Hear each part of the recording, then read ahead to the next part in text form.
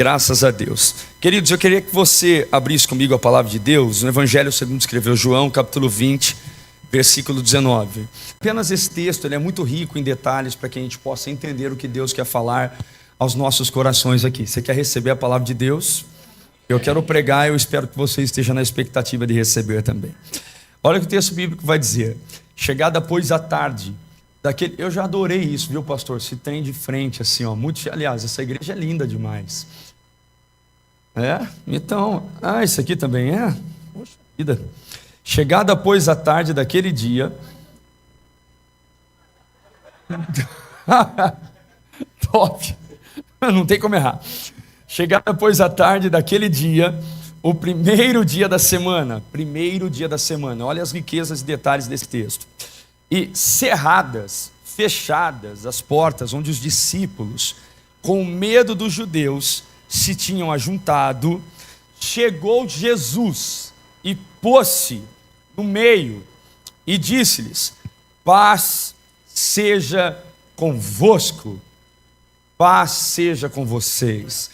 Fale isso para a pessoa do seu lado: paz seja com você, com a sua casa, com a sua família. Feche os seus olhos, vamos a Deus em oração. Eu queria que mais do que por você, você orasse por quem está do seu lado agora. Isso é o princípio da oração intercessória. A Bíblia diz que enquanto Jó orava pelos seus amigos, Deus mudou a sua história. Deus mudou o seu cativeiro. Então ore pela pessoa que está do seu lado agora. Pai, nós oramos uns pelos outros, nesse princípio da oração que é ensinada biblicamente.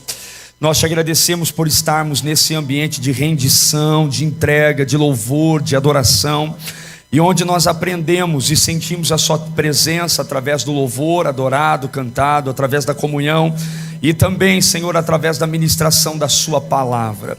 Como alguém já orou aqui atrás de mim e liberou essa palavra profética: o vaso é de barro e é verdade. Eu sou um instrumento em suas mãos. Como disse o sábio, não é para quem quer, nem para quem pode, mas é para quem Deus usa de misericórdia. Então derrame sobre mim a tua graça e me use, Senhor, de uma maneira cirúrgica, para falar não só aos ouvidos, mas ao coração de cada pessoa que me ouve aqui, ou que te ouve, em nome de Jesus, amém. Pode se assentar dando glória a Deus bem forte aí. Meu irmão, eu tenho sérios problemas, que eu tenho um grauzinho de hiperatividade. Eu não sei, pastor, se eu vou conseguir me conter aqui até o final. Amém. Se eu precisar descer, eu vou descendo e vou chegando pertinho dos 6 aí. Veja só as riquezas e detalhes desse texto. Eu começo a pregar a partir de agora. Chegada, pois, a tarde daquele primeiro dia da semana. Pergunta fácil, resposta ainda mais. Qual é o primeiro dia da semana? Qual? Domingo. É exatamente sobre o domingo que João, escrevendo, se refere aqui. Agora, esse domingo não é um domingo qualquer na história dos homens. Esse domingo é um domingo único na história dos homens. Quando João diz assim, chegada a tarde daquele primeiro dia da semana, não é um domingo qualquer. Ele é um domingo único. Ele é um domingo ímpar na história da humanidade. Por que esse domingo é único e ímpar? Porque é exatamente nesse domingo que Jesus venceu a morte e ressuscitou. Então esse domingo não é um domingo qualquer, ele é ímpar, ele é especial, ele é único na história dos homens. Ele narra a ressurreição de Jesus de Nazaré. Agora eu pergunto a vocês, o que é a ressurreição de Jesus de Nazaré para mim e para você hoje aqui? Qual é a resposta que você daria? Qual é a importância da ressurreição de Jesus de Nazaré para cada um de nós? Tudo, absolutamente tudo. É exatamente sobre a ressurreição do Cristo que a nossa fé cristã está alicerçada. É exatamente sobre a ressurreição do Cristo que a história dessa igreja está enraizada. É exatamente sobre a ressurreição do Cristo que a história do cristianismo está alicerçada. Tudo na nossa vida cristã tem exatamente a ver com esse dia, o domingo da ressurreição. Tudo, toda a nossa fé cristã está alicerçada na ressurreição do Cristo. Pasmem vocês, a nossa fé cristã não está alicerçada no seu nascimento virginal. A nossa fé cristã não está alicerçada nos seus muitos milagres. A nossa fé cristã não está alicerçada na sua certa, possível e certa volta, retorno de Cristo Jesus nas nuvens para buscar a sua igreja. Tudo isso é importante, tudo isso é bíblico, tudo isso tem o seu valor. mas a nossa fé cristã está alicerçada na ressurreição do Cristo. Quem disse muito bem isso foi o apóstolo Paulo, a dizer: se Cristo não tivesse morrido e ressuscitado, todos nós, homens, seríamos dignos de pena e de lástima. Se Jesus não tivesse ressuscitado. Ah, pastor, mas ele nasceu de uma virgem. Ok, imagina você que se ele tivesse morrido e tivesse ficado sepultado, mudaria o quê? Pastor, mas ele operou milagres, ressuscitou mortos, deu visão a cegos, audição a surdos, ressuscitou mortos. Ok, se ele tivesse morrido e ficado vencido pela morte, mudaria o que para nós? Absolutamente nada. Aconteceria com Jesus de Nazaré o mesmo que aconteceu com qualquer outro formador de religião na história da humanidade, que foram homens importantes para suas respectivas religiões, mas que tiveram o mesmo fim de todos os homens, marcantes ou não na história da humanidade. Todos morreram e foram vencidos pela morte. Ora, se eu morro e sou vencido pela morte, eu perco toda a autoridade de liberar a palavra. Eu vim para que você tenha vida e vida eterna. Por que eu perco essa autoridade? Porque a morte para mim foi um fim. A morte para mim foi ponto final. Então a diferença da fé cristã para qualquer outra fé no mundo afora, a diferença da nossa religião, da nossa fé, para qualquer outra religião formada por homens, está exatamente nesse marco transitório entre o palpável, o terreno, e o glorioso, o transcendental, o eterno. Tem a ver exatamente com a ressurreição do Cristo. Se você for ao túmulo de qualquer outro formador de religião hoje no mundo todo, é um lugar de visitação, peregrinação, turismo. Como é que está o túmulo desses que já morreram lá? Ocupados. É possível que você veja um cadáver embalsamado lá, datado há 2, 3, 4 mil anos. É possível você ter um lastro de como eles eram há 2 mil anos atrás, ou os ossos de alguns deles. Mas se você for hoje ao túmulo de Jesus de Nazaré, que também é um lugar de visitação e de peregrinação, o que você vai encontrar lá? Palavra do anjo às mulheres que foram visitar no domingo pela manhã: porque procura entre os mortos aquele que está vivo. Jesus não está aqui, ele... Só quem ressuscitou pode dizer para você: eu vim para que você tenha vida e vida abundante. É abundância de vida, não abundância de coisas na vida. Só quem ressuscitou pode dizer para você: eu vim para que você tenha vida eterna. Então a diferença da fé cristã para qualquer outra fé no mundo está exatamente alicerçada sobre a ressurreição de Jesus de Nazaré. Ele ressuscitou, glórias a Deus por isso. Posso descer, pastor? Amém. Veja bem, não tem a ver só com a ressurreição de Jesus de Nazaré. Esse dia é um dia muito especial. Por que é um dia muito especial? Porque esse dia que a história dos homens é ressignificada em antes e depois de Cristo. Não existe na literatura humana, na história da humanidade, antes e depois de Buda, antes e depois de Confúcio, antes e depois de Nietzsche, antes e depois de Karl Marx. Não existe. Só existe antes e depois de Jesus de Nazaré. É Ele quem traz sentido à história dos homens. É Ele quem ressignificou a história dos homens. Nesse dia, Jesus ressuscita e vence a morte. Nesse dia, Jesus ressignifica a nossa vida, a nossa história. E não é só isso. Sabe o que acontece nesse dia aqui? É nesse domingo que Jesus esfrega na cara do diabo qual é o futuro do diabo. O mesmo diabo que vive tentando lançar na tua cara, desabar na tua cabeça o teu passado. O diabo, ele é um expert em tentar comprometer a sua autoridade espiritual, tentando desabar em você os seus verões passados, o que você fez ontem. É só você botar o joelho no chão, pegar o microfone, tentar evangelizar alguém, ele sopra no seu ouvido dizendo: você acha que eu não sei quem você foi? Seus erros, volubilidades, seus deslizes, suas cicatrizes, suas marcas. O diabo, ele é expert em tentar comprometer a tua relação com Deus, tua intimidade com Deus, o fato de você ser instrumento usado na mão de Deus, desabando na tua cabeça o teu passado. Mas é nesse dia que Jesus lembra o diabo qual é o futuro dele. E qual é o futuro do diabo? Foi aquele que foi premeditado ou profetizado lá em Gênesis 3,15, quando o texto diz que o descendente da serpente feriria o calcanhar do descendente da mulher, mas o descendente da mulher esmagaria a cabeça do descendente da serpente. Quando foi que isso aconteceu? Na cruz. Jesus crucificado, morto, parecia vencido. Festa no inferno. Acabamos com o Filho de Deus. Porque acabamos com o Filho de Deus, acabamos com a salvação da humanidade, com a redenção da humanidade, com a expiação dos pecados da humanidade. Toda a humanidade está condenada agora. Então o diabo fez festa, o inferno todo. Acabamos com o Filho de Deus porque a morte o alcançou. Só que o inferno esqueceu que isso era só sexta-feira, e que a sexta-feira passaria, e que chegaria o sábado do silêncio. O sábado do silêncio passou também. No domingo pela manhã, Jesus irrompe da morte com poder e grande glória, tira a chave da mão do inferno, do diabo, e diz assim: nem aqui você manda mais. Ele sobe às alturas, distribui dons aos homens, fala: diabo, você achou que tinha me vencido, mas só produziu um pouco de dor em mim. Mas deixa eu te lembrar o resto da profecia: você me feriria, mas eu esmagaria a sua cabeça. A vitória é do Cristo e de todos aqueles que servem ao Senhor Jesus. Por isso somos mais que vencedores nele. Meu irmão, esse dia é maravilhoso. Eclesiastes 3 vai dizer: há tempo de sorrir e há tempo de... Só com base no que o Espírito Santo comunicou aos nossos corações até esse momento. Esse dia aqui era dia de choro ou dia de alegria?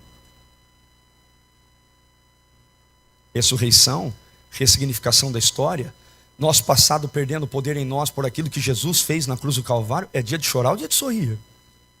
É dia de sorrir pouco ou sorrir muito? É dia de tirar a banda do púlpito, pastor. Botar a banda na rua. Tocar, fazer barulho, gritar: ó morte, onde está a sua vitória? Jesus ressuscitou. Agora a gente não teme mais a nada, porque se o que ele fez, ele ressuscitou, ele disse que faria a respeito de si mesmo, fez sobre ele, significa que o que ele prometeu sobre nós também é verdade. E o que ele prometeu sobre nós é que nós também seremos ressuscitados pelo mesmo poder que ressuscitou Jesus dentre os mortos. Então era o dia de dar a cara a tapa. Pasmem vocês, vamos entrar no texto. Onde é que os discípulos estão nesse dia? Estão em casa, trancados, de portas fechadas, com medo dos judeus. Olha que discrepância, olha que antagonismo, que colisão entre o que está acontecendo no Gólgota, a ressurreição, e a postura dos seus discípulos trancados dentro de casa. Eu não estou falando de homens que não conheciam a Jesus de Nazaré, tampouco andaram com ele. Eu estou falando de homens que foram escolhidos a dedo por Jesus de Nazaré. Você, eu quero vocês 12 mais pertinho de mim. Eu estou falando de homens que foram testemunhas oculares de tudo que Jesus fez, ouviram tudo que Jesus ensinou. Estou falando de homens que tiveram experiências com Jesus que a poucos homens na humanidade foi dado ver, experimentar esse nível de experiência. Mas ao invés de eles estarem lá fora dizendo: nosso mestre morreu e ressuscitou, nós não tememos mais nada, eles estão numa suposta reunião cristã, mas que na verdade é só a tradução de uma postura covarde da parte dos discípulos. Eles deveriam estar lá fora glorificando e exaltando a Deus, mas eles estão lá dentro, trancados de portas cerradas, com medo dos judeus. Pergunto a vocês: eram discípulos, sim ou não? Eram, mas eles foram tomados por alguns poderes que, quando toma a vida de um cristão, escute o que eu vou te falar aqui, quem tem ouvidos ouça, o diabo pode tirar férias. Se esses poderes tomarem a sua vida, o seu coração, o diabo vai cruzar os braços e economizar energia, porque esses poderes bastam para paralisar a vida de um cristão. Bastam. E sabe, existe algo que a gente precisa aprender sobre o diabo. Aprende aqui, porque há dois textos, um está na Bíblia, o outro não. Deixa eu te falar isso para você não achar que é heresia. Tem um texto que está na Bíblia que diz assim, ó: lançando sobre ele toda a vossa ansiedade. Lançando sobre quem? Sobre Jesus, toda a vossa ansiedade, porque ele tem ansiosos aqui hoje à noite? Mostra a sua unha para a pessoa que está do seu lado. Está comida? Hã? Pensa, ou é só esse que vos fala que tem um pingo de ansiedade? Sabe o que significa a palavra ansiedade na etimologia dela? Ação inconsciente de dizer a Deus que ele está atrasado. Vou repetir. Ansiedade é a ação inconsciente de dizer a Deus que ele está atrasado. A gente bota um relógio no punho de Deus, fala: Deus, é para ontem. Ele fala: não, não é para ontem não. É para daqui 6 meses. é para daqui a um ano. Primeiro você precisa crescer para baixo, ganhar musculatura espiritual, para que depois que você cresça para baixo, tenha raiz, eu possa te abençoar. Porque senão a própria bênção de Deus deforma a vida de um cristão. É só você ver quantas pessoas foram abundantemente abençoadas por Deus e não estiveram mais um culto depois dessa bênção. Então primeiro a gente precisa crescer para baixo para depois crescer para cima. A árvore que só cresce para cima, sem raiz, só cresce para cair. Só cresce para cair. Então Jesus está dizendo assim, ó, primeiro cresce para baixo, ansiedade. Agora a gente lida com facilidade da ansiedade. Meu Deus do céu, a ansiedade é o mal do século, gente. Não é? Agora pensa comigo um pouquinho. Há um outro texto que não está na Bíblia e a gente faz isso com muita facilidade. Sabe qual é? Lançando sobre ele toda a nossa mediocridade. Sabe sobre quem fala esse texto? Sobre o diabo.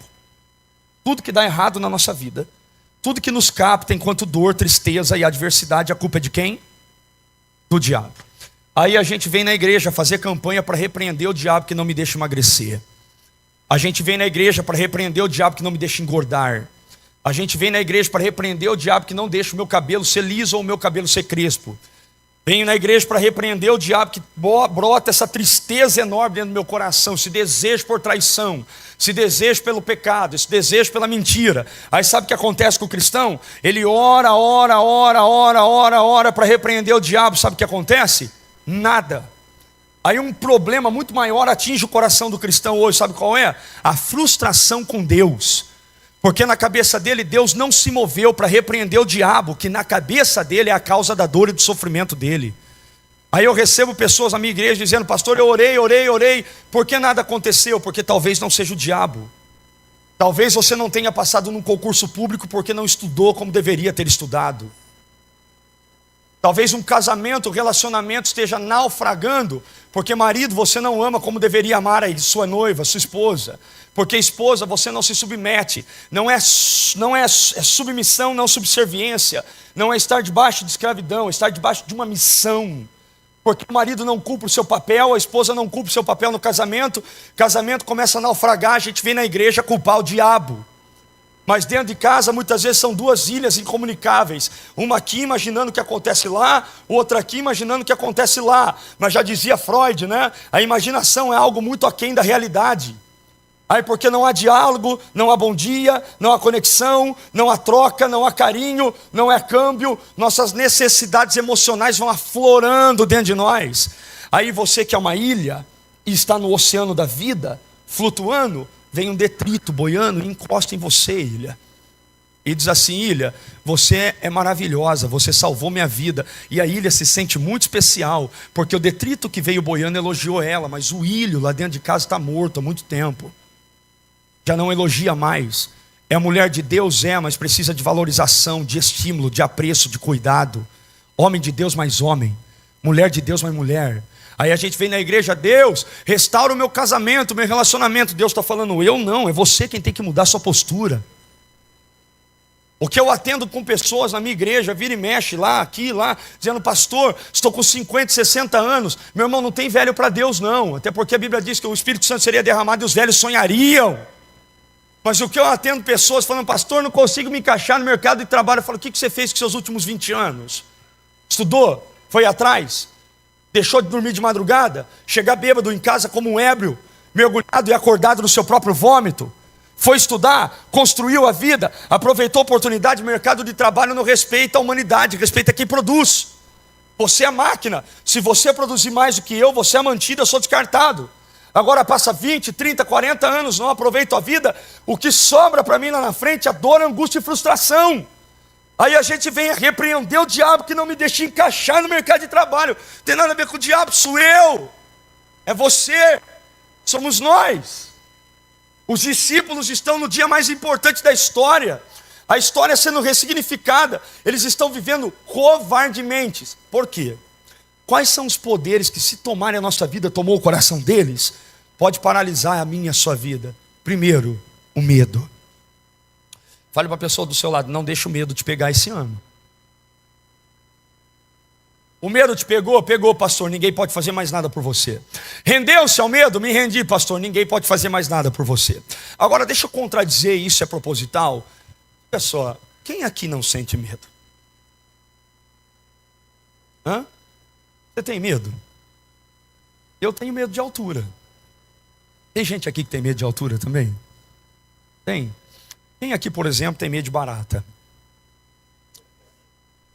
Tem homem que está aqui tem medo de barata?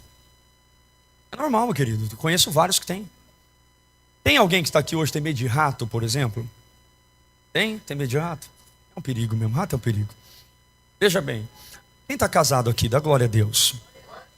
Os casados que aqui estão, você tem medo da sua esposa? Hã? Eu tenho medo da minha. Hã? Eu acho que os que disseram que tem medo são os mais corajosos, na verdade. Os que ficam quietinhos é que estão assim na cadeirinha aí, ó. Tremendo o joelhinho. Bom, a gente sente medo. Sim ou não? Claro que sentimos. Agora, existe um nível de medo que, se você sentir, ele é abençoador para a tua vida. Por exemplo, você vai atravessar uma avenida qualquer aqui do seu bairro. Como é que você faz para atravessar lá a pé? Você olha para a direita, olha para a esquerda, vê se está em segurança e você atravessa em segurança.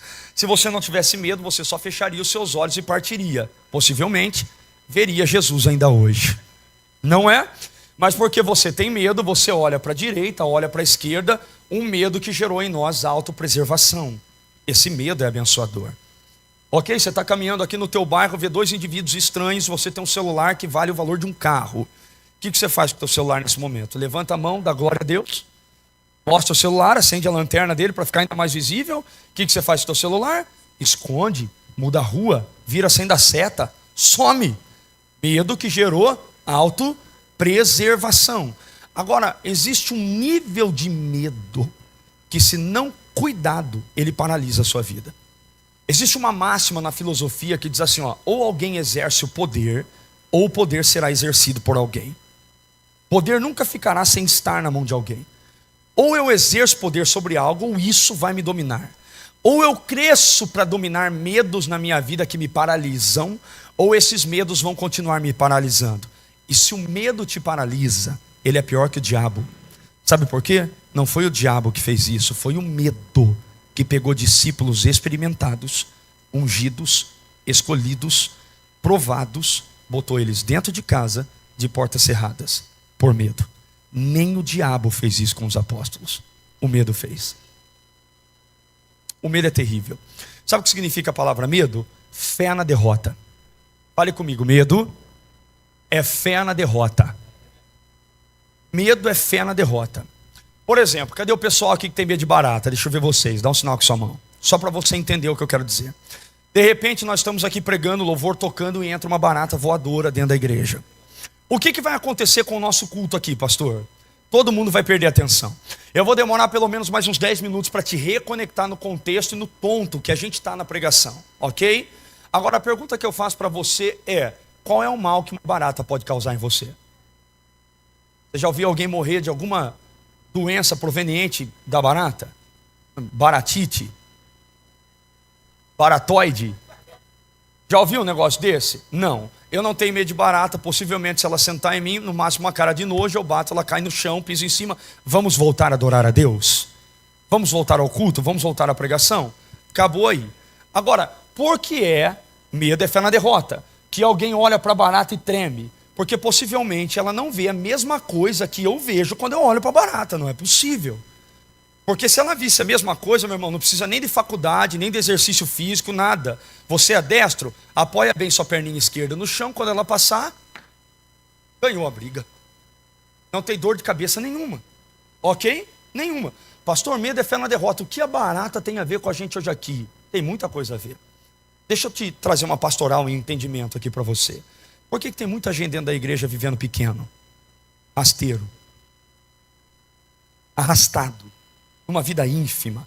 Podia estar vivendo grandes experiências em Deus, mas está aqui, ó, na mediocridade há muito tempo. A vida é um círculo. O seu hoje é só a reprodução dos seus anos anteriores. Não tem nada de novo na sua vida, experiências novas, lágrimas. Por quê? Por quê? Porque essa pessoa está diante de desafios e oportunidades maiores do que ela? É porque ela acha que ela está diante de desafios e oportunidades maiores do que ela. E por que ela acha que ela está diante de desafios maiores do que ele? Pela forma com a qual ela enxerga a vida. Como é que ela enxerga a vida? Com medo.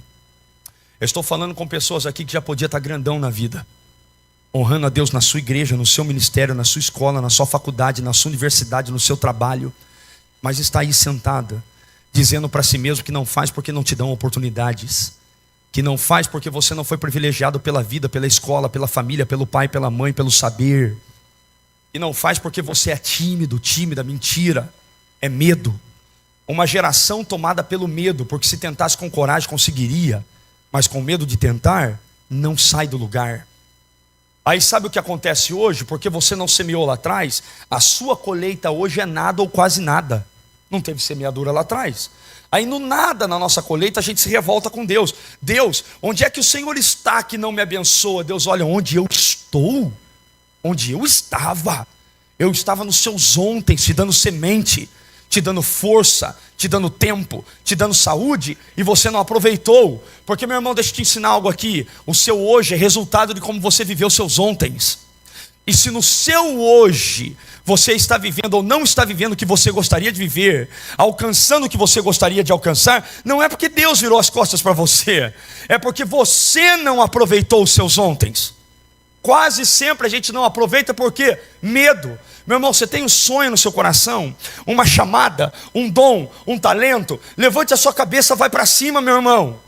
Luta, porque o que vai sobrar na tua vida lá na frente, se você enterrá-los, é angústia, é frustração, é dor. Quase sempre quando eu atendo alguém lá na IEQ 35 me diz assim: pastor, tadinho de mim. Sabe aquele crente bolinha de sabão?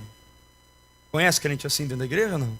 Se o pastor não cumprimentar na porta, não venha mais. Conhece? Gente que não tem raiz nenhuma. Cada 3 meses está numa igreja. Cada 3 meses está debaixo de uma autoridade espiritual. Conhece, gente? E toda igreja que ela vai, o problema nunca é ela, é o pastor. O dia que você encontrar uma igreja perfeita, não entre nela, você vai estragá-la. Você é imperfeito. Gente que não tem raiz, gente que é bolinha de sabão, meu irmão. Pequenininho, pastor, tadinho de mim, a vida não me deu privilégios, a vida, para com isso, meu irmão. Sempre que eu pego um coitadista, alguém com autocomiseração, fala aqui: meu irmão, vem aqui um pouquinho, deixa eu te ensinar uma coisa básica da vida. Teu hoje é resultado de como você viveu seus ontens. Mas há uma graça em Deus, porque Ele é misericordioso, para você viver diferentes amanhãs.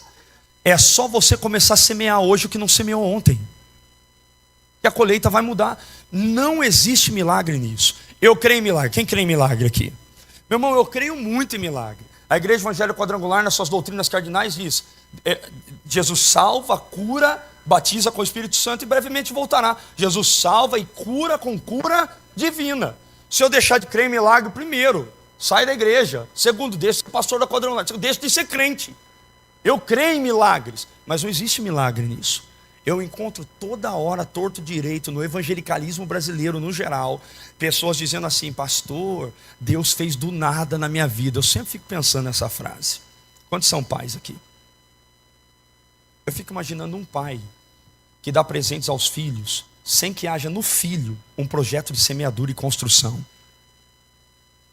Isso não é um pai gerando um filho, isso é um pai gerando um parasita, e vai ficar impregnado dele até os 40 anos de idade, pedindo dinheiro dele para comer lanche na sexta-feira à noite. Porque todo pai que quer gerar um filho tem que ter um projeto de construção. Você quer ganhar um presente no final do ano? Vamos servir a Deus, vamos orar, vamos tirar boas notas, vamos manifestar um bom caráter. Fala do amor de Jesus pelo menos para uma pessoa por mês na sua escola. Você está construindo o caráter de uma pessoa, lançando sobre o coração dela uma perspectiva de desafio, de crescimento. Agora chega no final do ano, o menino foi mal na escola, fez tudo errado, está aqui bicicletinha, está aqui PlayStation 5, vai estar com 35 anos na sua barra de saia, meu irmão. Aí não é diabo, é você. Então eu encontro toda hora esse povo que diz: Deus fez do nada, Deus fez do nada, sem que haja um projeto. Deixa eu te ensinar uma coisa aqui que é importante. Sabe por que as igrejas milagres estão abarrotadas hoje? É só ligar a televisão. Igreja que só fala de milagre, tem gente saltando pela muralha. Sabe por quê? Porque é milagre que nem fábrica de pão. É só você ofertar uma espécie de valor, o milagre vem. Tem milagre para todo mundo. Sabe por que milagre lá faz sucesso? Porque lá milagre não pressupõe trabalho humano. Milagre não anda junto com o esforço humano. Porque se o milagre deles caminhasse junto com o esforço humano, não faria tanto sucesso assim. Eu posso te ensinar o que é milagre aqui? Milagre só é milagre. A tradução disso é: milagre pressupõe raridade. Que isso, pastor? Milagre é raridade? Não, não. Milagre está acontecendo a toda hora. Mas milagre só é milagre quando aquilo que aconteceu na sua vida ninguém poderia fazer mais nada. Só Deus. Porque enquanto você pode fazer, Deus não faz. Agora a gente vive uma geração que quer colher grandes colheitas sem ter um projeto de semeadura, de construção. Quero ser feliz no casamento. Foi fiel, amou, esteve presente, caminharam juntos, andaram juntos, semearam, compartilharam o tempo da dor, compartilharam a alegria, comeram juntos, nem que seja botando a mesa no quintal da casa. Não, como é que eu vou viver o calor relacional hoje se a semente do afeto não foi lançado lá atrás? O que eu quero não é evangelho, é mágica. Só que evangelho não é mágica. Evangelho não é simsalabim, abracadabra. Evangelho é vida praticada. Tiago vai dizer: aquele que se atenta à lei perfeita da liberdade, não sendo ouvinte esquecido, mas feitor daquilo que se ouve, será bem-aventurado em todos os seus caminhos. Evangelho é vida em prática, meu irmão. É isso que transforma a nossa vida. Agora os discípulos estão aqui trancados. Meu irmão, tem gente que fala assim: pastor, será que eu ainda sou útil para Deus? Puxa fôlego no seu pulmão aí. Tem vida aí? Puxa, tem. Você ainda é muito útil para Deus. Quantos têm sonhos aqui? Deixa eu ver. Tem sonhos? Você sabia que Deus tem sonhos para você desde que você foi colocado enquanto semente no ventre da sua mãe? Você sabia que há esperança para a tua vida enquanto vida houver? Quantos estão vivos aqui? Há esperança para a tua vida. Há esperança para o teu futuro. Você tem que crer nisso em nome de Jesus. Não tenha fé na derrota. Eu li uma reportagem alguns anos atrás de uma senhora de 65 anos se formando em medicina na UFRJ, no Rio de Janeiro. Faculdade Federal. Se formando em medicina. Porque a Bíblia diz que os velhos sonhariam. Estão sonhando. Na pandemia eu atendi jovens na minha igreja. Uma menina me marcou muito, dizendo assim: pastor, eu quero me aqui para falar com o senhor, para ver se o senhor consegue me ajudar, porque eu vou aqui na ponte do caixão e vou me jogar. Falei: por que você quer se matar? Falou: porque meu relacionamento acabou. Falei: quanto tempo você tinha de relacionamento? 90 dias. 3 meses. Eu já cheguei até a contar isso na minha igreja. 3 meses de relacionamento. Falei: verdade? Falei: quantos anos você tem? Porque uma das queixas dela foi o seguinte: meu relacionamento acabou, vou me matar porque eu estou velha demais. Falei: quantos anos você tem? 21. Falei: peraí. 21. Quer se matar porque está velha demais. Porque um relacionamento longo, duradouro, de 3 meses acabou? Pô, você está de brincadeira comigo, meu irmão. A filha de Jezabel. Filhote de Filisteu, como a gente brinca. Pensa um pouco o negócio. Por que a pessoa chega a essa realidade existencial? Porque o medo tomou, se entregou. Agora, desse lado aqui, tem um cara, uma mulher de 65 anos falando: eu quero viver, eu quero sonhar, eu quero construir. E não foi fazer qualquer faculdade, não desmerecendo qualquer outro ofício, mas foi logo para o topo daquilo que a gente entende aqui no Brasil. Vai lá para medicina. 65. Olha aqui, quem é de Deus aqui? Deixa eu dizer uma coisa para você, meu irmão: você não pode ter fé na derrota. Você tem que ter fé na vitória. Sabe por quê? A Bíblia diz que eu e você podemos todas as coisas naquele que nos fortalece. Então não é só na sua força, só no seu braço, é na força do Senhor.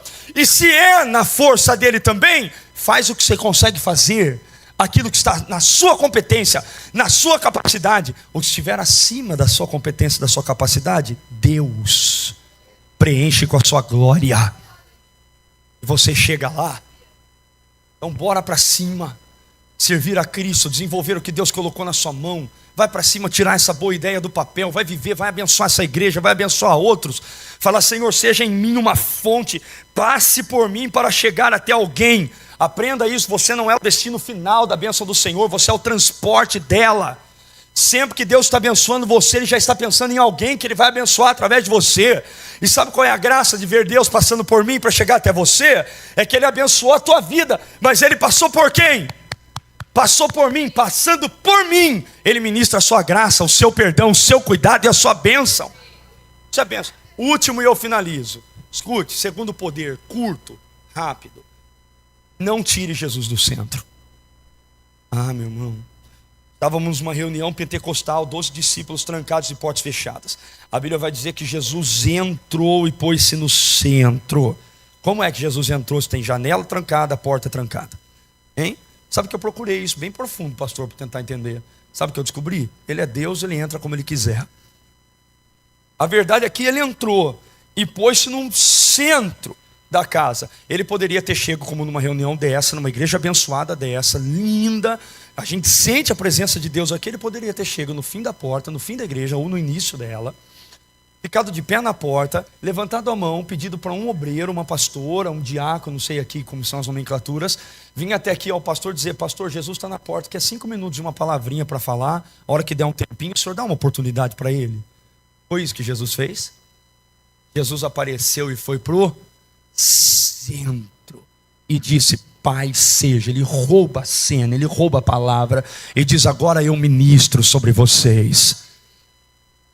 Sabe, eu não acho que esse detalhe está no texto só por estar. Eu acho que Jesus está dizendo o seguinte: eu quero ser o centro da sua vida. Se eu não for o centro na sua vida, eu não sou nada na sua vida. Jesus nunca vai ser número 2 na sua vida. A Bíblia diz que ele não divide a sua glória com ninguém. Ou ele é número algum ou não é número nenhum. Ou ele é o centro da sua vida. Às vezes você está aqui nessa noite com inúmeras necessidades, falando: Deus, opera nisso, trabalha nisso, faz isso na minha vida, Senhor, eu quero isso. O Senhor está falando: eu sei de tudo que você precisa. Salmo 139 diz que a palavra não te saiu à boca, que o Senhor já conhece. Mas a grande questão é que Ele te pergunta: em qual lugar eu estou na sua pirâmide de prioridades? Em que lugar eu estou na sua vida, no seu coração? Porque geralmente a gente vai falar com Deus quando é 00:30, a gente tem que despertar às 5 da manhã, nós estamos cansados, desgastados, a gente ora para o Espírito Santo salvar Jesus, para Jesus curar Deus e para Deus libertar o Espírito Santo. Que a gente não consegue nem se concentrar naquilo que a gente fala com Deus. A gente trata Deus como mendigo, dando a Ele o resto do nosso dinheiro, o resto do nosso tempo, o resto da nossa vida, o resto do nosso talento. E quando a gente está na aflição, a gente quer que Ele trate a gente como príncipes. Onde o Senhor está, que o Senhor não aparece na minha vida? Eu vejo Deus olhando, falando: onde eu estou? Como eu sou Deus e Pai, respeito o seu direito de não me solicitar, de não me ter na sua vida como eu gostaria que você tivesse. Eu quero que você respeite o meu direito de não intervir na sua vida a hora que você acha que eu tenho que intervir. Quem trata como mendigo e quer que Ele nos trate como príncipes, a gente vai secundarizando as coisas de Deus, vai colocando Deus de lado. Meu irmão, eu poderia linkar na minha igreja a quantidade de pessoas que começam na campanha dos 12 dias, que é um sucesso na quadrangular. Não sei se o pastor já ouviu falar sobre isso. Vem muita gente, quando chega no final do ano, a maioria, pueril. É gente que alcançou a bênção e depois foi embora, alcançou a bênção e sumiu. Quando a pessoa alcança a bênção e some, sabe o que ela está dizendo no mundo espiritual? Ela está dizendo assim: Deus, eu não preciso mais do Senhor, eu já tenho o que eu gostaria de ter. Sabe o que essa pessoa esquece no mundo espiritual? Vocês me veem aqui, vem. Ok. Ela esquece que o mesmo lugar onde Deus a colocou é o mesmo lugar do qual ela pode cair. E não é o diabo, é o próprio Deus. Porque Deus te ama, sente falta de você. É possível que para Ele te ter de volta, Ele mesmo te tire do lugar que Ele te colocou, por amor. Porque Ele prefere te ferir do que te perder. Então a gente vai colocando. Quando eu estava no seminário teológico em Limeira, Richard Dawkins escreveu um livro assim, ó: Deus, um delírio. Deus, um delírio. Eu finalizo com isso. Deus, um delírio. A classe de universitários de teologia ficaram loucos com ele. Como assim? Nós, pastores, aceitar que um homem escreva um livro chamado Deus, um delírio. Vamos escrever uma tese, vamos fazer uma apologética, vamos fazer uma defesa, vamos processar esse cara. Aí vem um seminarista que disse algo muito interessante. Ele disse assim: eu não tenho problema nenhum com Dawkins falar que Deus é um delírio. Dawkins não conhece a Deus. Dawkins não tem experiências com Deus. O meu problema é com os cristãos que vivem em Deus um detalhe. Se der tempo eu vou para a igreja, se não der eu não vou. Se der tempo eu oro, se não der eu não oro. Se sobrar eu dizimo, se não sobrar eu não dizimo. Se sobrar eu oferto, se não sobrar eu não oferto. A gente vai perdendo o zelo pelas coisas de Deus. Deus vai se tornando um detalhe. Jovem, vem aqui comigo, por favor. Vem aqui comigo, por favor. Você. Vem aqui você também. Isso. Ei, vem aqui, garoto. Filho do baixista? Não? Sobrinho? Músico também ou não? Eles tocam muito. Eu nunca vi uma transição de playback para um ao vivo. É a primeira vez que eu vi isso na vida. Oh, esse cara é bom. Meu irmão, vem aqui um pouquinho, vai no meio. O cara é top. Eu até olhei para o Anderson na hora, né? Eu falei: o que é isso que eu ouvi agora? Esse cara aqui é Jesus. Ok? Jesus. Isso aqui é a nossa vida, são as áreas da nossa vida. Aprenda isso, eu estou fazendo teatro para você nunca mais esquecer. Se eu tiro Jesus do centro, tirei, o que aconteceu com o lugar de Jesus de Nazaré? Cada um guarda o seu lugar. Posição 1, 2, 3 e 4. Esse lugar vai ficar vazio no seu coração? Engano seu, nenhum lugar fica vazio na nossa alma, no nosso coração. Sempre será ocupado por alguma distração ou por alguma outra coisa. Esse lugar vai ser ocupado por isso, que vai vagar o seu lugar, e vai ser ocupado por uma outra coisa, que vai vagar o seu lugar, que vai ser ocupado por uma outra coisa, que vai vagar o seu lugar e vai ser ocupado por outra coisa. Aí a pessoa não consegue entender, porque ela vem na igreja e a vida dela está de pernas para o ar. Porque todas as áreas da vida dela estão desconectadas, estão descontroladas. Por quê? O que aconteceu na vida? Jesus saiu do centro. Aí o cara fica tentando nas forças dele resolver o problema, não consegue, esgota, não consegue acabar com a dor, acaba com a vida, e a gente vê o suicídio crescendo cada dia mais no Brasil e no mundo. O que era para esse cara aqui fazer? Lembra da posição de vocês? Só fazer o quê? Devolve Jesus para o centro. Devolveu Jesus para o centro, a vida se equilibra. É por isso que Mateus vai dizer: buscai primeiro o reino e a sua justiça, e as demais coisas. Sabe o que Jesus está dizendo? Cuida do meu, que do seu cuido eu. Eu posso orar por vocês? Pastor, eu posso orar? Obrigado, jovens. Põe sua mão no seu coração, fique em pé, por favor.